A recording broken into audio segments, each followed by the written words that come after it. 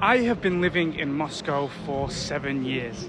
I absolutely love this city. In my opinion, it's the greatest city on earth. But you know what? There is one part of this city I absolutely hate. Old Arbat, right here. Arbat is one of the oldest surviving streets of Moscow, and historically it was a very important area for trade and later became a prestigious place to live. Nowadays it's quite the opposite. Most locals consider Old Arbat to be overpriced and tacky, mainly geared to tourists, a bit like Times Square in New York. Of course, you never find a real New Yorker in Times Square. So today I'm going to go for a walk down Old Arbat and show you the bad and of course the good of this street. That is Arbat metro station just across the road from this spot, the start of this street where we'll begin our walk. And as you can see, Old Arbat is completely pedestrianised. The only vehicles you see driving down here are the snow sweepers, which are a constant here in the winter. And if you visit Moscow, this is one of the first things you'll come to see, probably after Red Square, which is why I think it should really be a jewel of this great city, but I really don't like it. On the left here, this is a shop of the Moscow football team Spartak. It's not a reason why I dislike this street, I just thought it was worth pointing out. But this on the right, this is why I don't like Arbat. This is a street full of history and culture, but unfortunately now it is dominated by these tacky souvenir shops selling overpriced rubbish to tourists. And they're absolutely everywhere, taking up space in beautiful historic buildings, and as we keep going, I will point out more to you. Something I do like about this street, however, is these little bookshops where you can sometimes find gems. They're normally only properly working at the weekends, but are definitely worth having a look at. And as you can see from the weather and the liquid on the ground, as well as the clothes people are wearing, it's just above zero here. I think +2. So hopefully the worst of the winter weather is behind us. Okay, so this on the right, take a look at this shop. Right at the start of Arbat, Kondomery. Yes, that's right, this is a shop that specialises in rubbers and novelty gifts like willy-shaped sweets.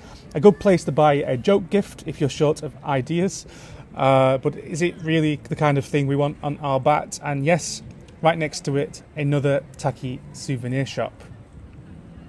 Across the road is this, Shokoladnitsa, a popular chain of coffee shops with over 200 locations in Moscow alone.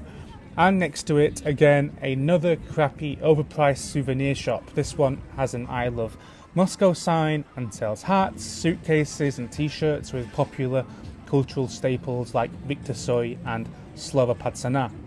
Across the road is this, Mesopotamia, a Turkish restaurant. For some reason, this street is absolutely full of Turkish restaurants, and whenever one restaurant goes bust, they seem to be replaced by a Turkish restaurant. I'm certainly not complaining about that. I love Turkish food, and perhaps Turkish restaurants are so popular here because it's a very common place for Russians to go on holiday, and it's a foreign cuisine they're very accustomed to. But really, I don't know why they're really so popular. Here on the right we see another tacky souvenir shop, although this one seems to be selling scarves of Manchester United alongside Russian dolls and pink Soviet-style Ushanka hats. Just next to it is another Turkish place, however this one is selling sweets like lokum, known in the Anglosphere as Turkish delight. Next to that is a pharmacy before getting to, you guessed it, another crappy souvenir shop. This one, however, seems to be incredibly popular today. You can see kids taking photos with these two cutouts of Vladimir Putin and Chinese President Xi Jinping. And if you look carefully here, you can also see that it's selling Z t-shirts.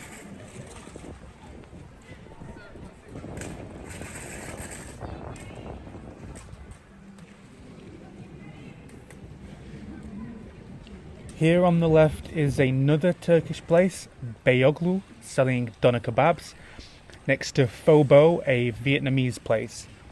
Vietnamese cuisine is also quite popular in Russia, especially the pho soups. They were a hipster favourite for a while in like 2018, 2019. On the right, this is Yevgenich, a bar owned by Sergei Zhukov. Anyone who knows anything about 90s and 2000s Russian culture knows him. Even I know all the words to his biggest hits, and you'll even hear them on most nights out, even today in 2024. So let's cross this very wet road. By the way, there are no cars on Old Arbat, but some roads cross through it. I think maybe 3 or 4 times along the entire kilometre. These stands in the middle of the road are for artists to sell their work. In the summer you'll see them all completely full, but there must be less foot traffic right now and it's not quite worth it on a lukewarm February weekend. On the left here you can see another regular feature of Arbat, caricature artists.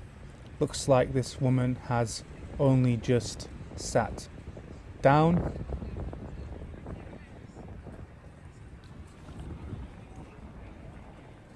Another blight on this street, in my opinion, all these people dressed in costumes harassing people.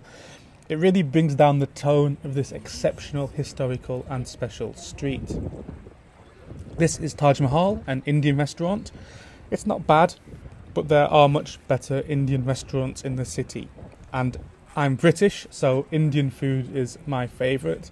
I wouldn't say I'm an expert, but I do eat a lot of Indian food. This on the left is another tacky souvenir shop, and the shop next to it is a magic shop, which interestingly used to be a Nike shop before 2022. And next to that is Stars Coffee, the rebrand of Starbucks coffee after it was taken over by Russian rapper Timati. In the middle of Arbat, it's quite common to have government agencies and departments put up photo exhibitions like this one from the Moscow Department of Culture. Opposite this Georgian restaurant on the right is this restaurant on the left. It's another Turkish restaurant. This one is called Taksim, presumably named after the square in central Istanbul. On the right, those are public toilets. Behind that fence is a regional government building, by the way. But in the 1990s, that fence used to be a wall known as the Peace Wall, and it had lots of art and graffiti. This is another souvenir shop selling the same stuff as all the other ones. And at this point, they start to remind me of all those terrible American sweet shops on Oxford Street in central London. And oh look, another guy dressed up in a costume, this time trying to get kids into a kids attraction further along. This here is California Diner, an American-style restaurant. For some reason, it has really high ratings online, but all the Americans I've met in Moscow say it's inauthentic and a tourist trap for Russians from other cities, but I've never actually tried it, so can't give my personal review. Oh, this here is the kids attraction I just mentioned, Arbat 16. As far as I can tell, it's like full of, okay, it's a playground for children indoors. I don't really know. But oh look, another dude dressed up in costume with everyone awkwardly trying to ignore him. By the way, these boards in the middle are advertising the Yuri Senkovich Museum after the famous Soviet scientist. The museum itself is in a completely different area of the city. This on the right, you can see Drajda, a restaurant cum bar that has literally everything on its menu, from pizza to burgers to borscht soup. It's definitely aimed at tourists. Okay, now this isn't a criticism of Moscow or Russia or anything, but one of the worst periods of weather in Russia is right now, when everything is melting and you have this dirty snow and lakes of brown water everywhere that we just walked through. And trust me, absolutely every Muscovite agrees with that. Those lakes of brown water are just horrible. Now, this building on the right, which is famous in the constructivist community, it has a bookshop, it has a cigarette shop as well as a coffee kiosk, and in the corner over there there's a kebab place, which admittedly I have been to a couple times after a drunken night out. And opposite is another Chokoladnitsa, the same company I mentioned before. It's got hundreds of cafes all over Russia. And on the right here, this is a brand you'll definitely recognise, especially if you're American, Cinnabon. Cinnabon's parent company, Focus Brands, hasn't left Russia, unlike some other American brands. And it's actually next to this burger place called Paps Burger. It used to be a Hesburger, a brand you'll recognise if you've been to Finland or Estonia, maybe other countries too. It withdrew from Russia in 2022 and has been replaced by this new brand. And opposite is Varenichna, which is a bit of a time machine inside. It sells classic Russian food surrounded by late Soviet retro decorations. By the way, if you look at this guy on the right in the camouflage jacket, he's got a letter Z on his arm. So I wonder if he's just come back from the front. This guy in pink is handing out flyers or some sort of advertisement. I suppose it's a lot better than those awful costumes we saw before. So as we keep walking down, it's a good chance to talk about the architecture here. This building on the left is from the 19th century, so it's relatively old, whereas the building opposite is quite new, and on top of it actually has very expensive and exclusive apartments, so quite contrasting in styles. This ahead and to the right is the Vakhtangov Theatre, a famous theatre here on Arbat, over 100 years old, and with 5 different stages. It's actually really beautiful inside and well worth a visit if you're on a trip to Moscow. This here outside the theatre is a statue of Princess Turandot. She's the eponymous main character of the play Princess Turandot, which was written by Yevgeny Vakhtangov, the founder of this theatre. It's actually a fountain. It looks a lot older than it is. It's actually from the 1990s. And yes, that's real gilded gold, by the way.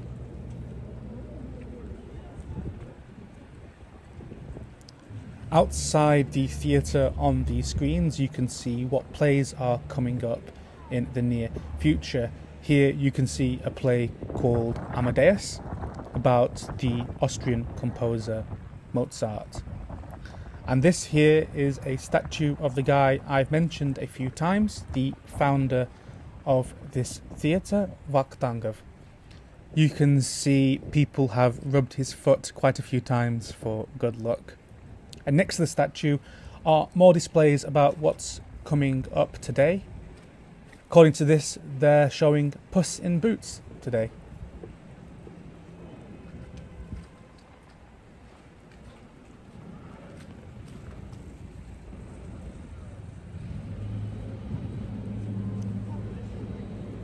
Looks like they're also performing Manlio Santinelli's Queen Mother, and that's Puss in Boots again.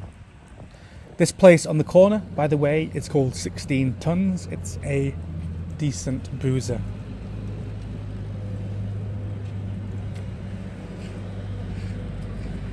The noise of these snow clearers aren't very good for making YouTube videos, are they?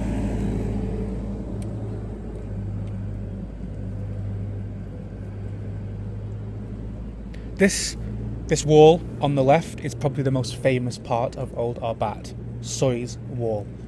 When Kino singer Victor Tsoy died in 1990, this immediately became a memorial for him and has been graffitied constantly over the years in his memory. Next to his face, the most striking thing here is the phrase "Перемен требуют наши сердца." Our hearts demand change, from one of his most famous songs. And over the years, this lyric has become somewhat of a political slogan.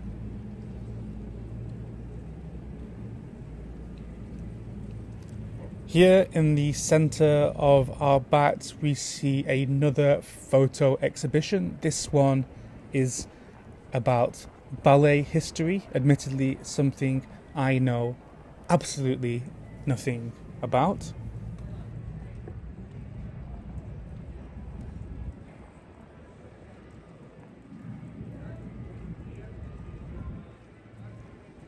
Here we see some more bars and restaurants. This is a bar called Blind Pew, named after the character from the novel Treasure Island. 2 doors down is an Indian restaurant, one I actually haven't tried, and next to that is Ararat, an Armenian restaurant. Ararat is of course the mountain in modern day Turkey that you can see from almost everywhere in Armenia. And across the road from that, another former Starbucks coffee shop, now operating as Stars Coffee. Here in the middle of Arbat is another exhibition, one which I won't give my own opinion about.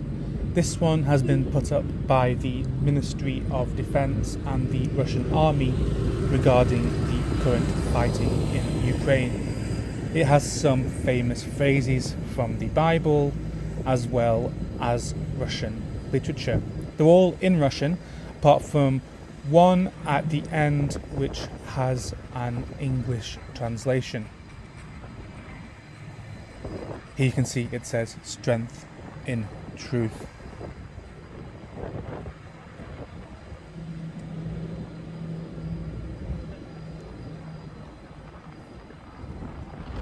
Further along, behind this woman dressed as a leopard, is another Turkish restaurant. And it's really quite windy today. I hope the audio isn't affected too much. This here in the centre is another unused art stand, but I guarantee you it will be used in the summer when the tourist season is at full swing. Here we see another souvenir shop. How many is that on this 1 kilometre stretch? This one is called Souvenirgrad. I suppose Souvenir City. This place on the corner is Miratorg. It used to be a place where you'd go and buy your meat from. It's actually pretty good quality, but now they've started opening their own burger restaurants. I actually personally quite like them.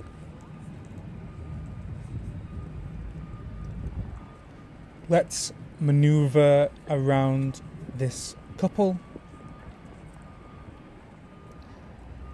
and past these art stands. You can see this one here does have some art on it.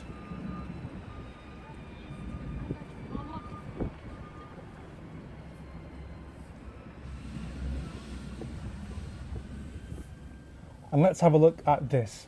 This is a statue of Bulat Okudjava, the Soviet poet and singer-songwriter who became famous for his own style of songs known as the author's song, which was a genre he basically founded outside of the control of the Soviet cultural authorities, which made him a sort of folk hero. Although he was born in Russia, his background is actually Georgian, and I believe he died in France. Here on the other side of the road, directly opposite, another cutout of Vladimir Putin and Xi Jinping. They're definitely not to scale though. In real life, Xi is taller than Putin. Interesting which flags are flying here, by the way. No US, no flags from the EU. They're all former Soviet, along with Qatar, China, Thailand, Iran.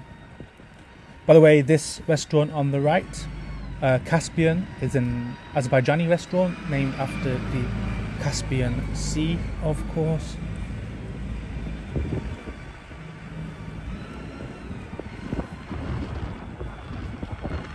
On the left, yet another souvenir shop.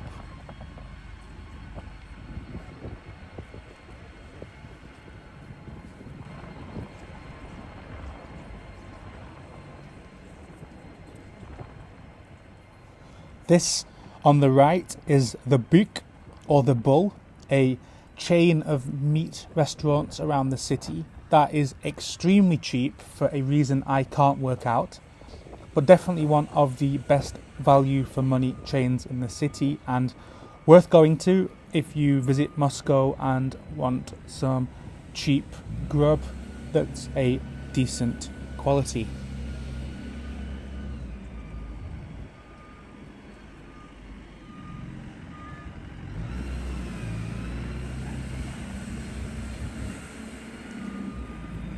On the left here, yet another souvenir shop, this time called Skazka, or Fairy Tale in English, advertising that it sells Russian dolls. And check out these trendy babushki with their DSLR cameras. This, across the road, is a statue of Alexander Pushkin, perhaps the most famous Russian in history, born in Moscow into a family of Russian nobility and next to his wife, Natalia Goncharova. They married when she was 19 and stayed together until Pushkin died in a duel against George Dantes, who everyone thought was having an affair with his wife, Natalia.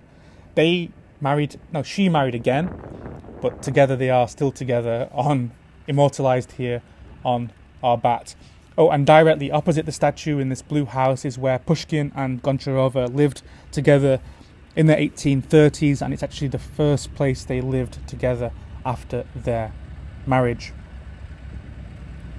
As you can see, we are almost at the end of Old Arbat, and these things are still really loud.